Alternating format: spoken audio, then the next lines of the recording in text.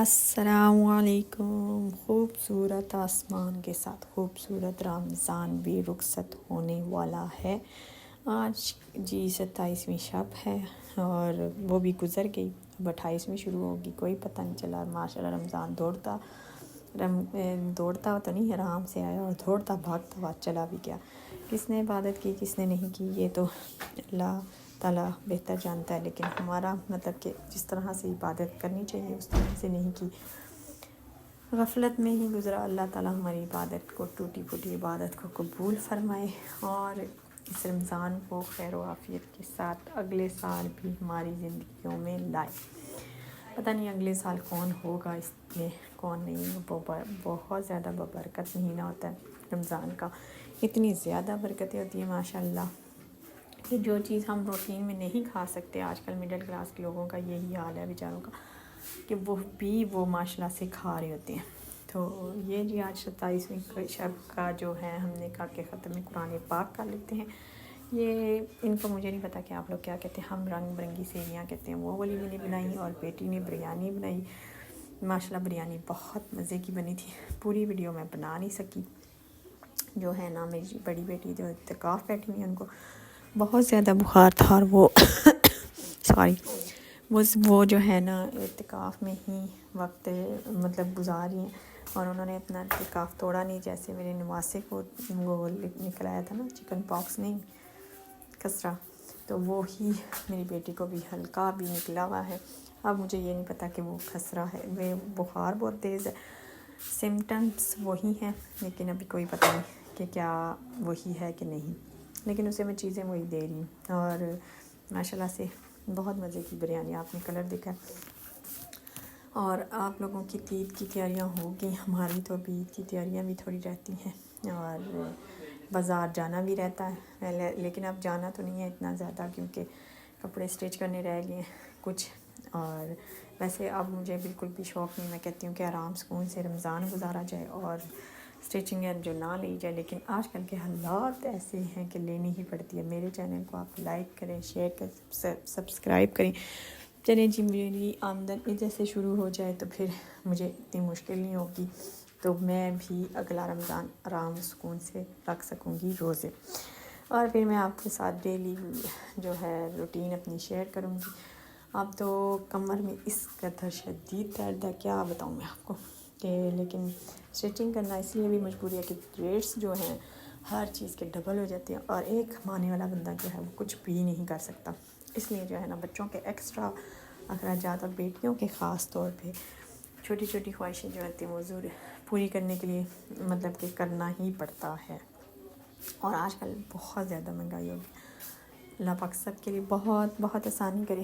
اور جی ہم آج بات کریں گے رجب پٹ کے بارے میں.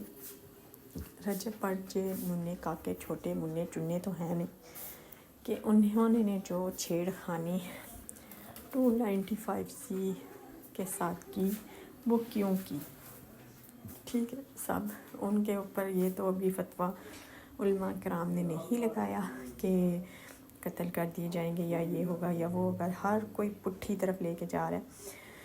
یہ نہیں سوچ رہا کہ بھائی یہ چھوٹی بات نہیں ہے. آپ اپنے پرفیوم لانچ کر رہی ہیں، آپ اپنے اس کا کچھ اور نام رکھیں تو آپ اس کا نام کیا رکھ رہے ہیں جو مطلب جس کی خاطر، جس قانون کی خاطر، اس قانون کی خاطر کتنے لوگ شہید ہوئے اور جو قیامت تک شاید انشاءاللہ ہوتے رہیں گے. تو آپ نام رکھ رہے ہیں، کوئی مذاق اڑائے، کوئی کچھ کہ دیکھا ہے گندا ہے مطلب پرفیوم کا نام لے کے، کہ آپ لوگوں نے سوچا ہی نہیں ہے کہ بات کہاں سے کہاں جائے گی.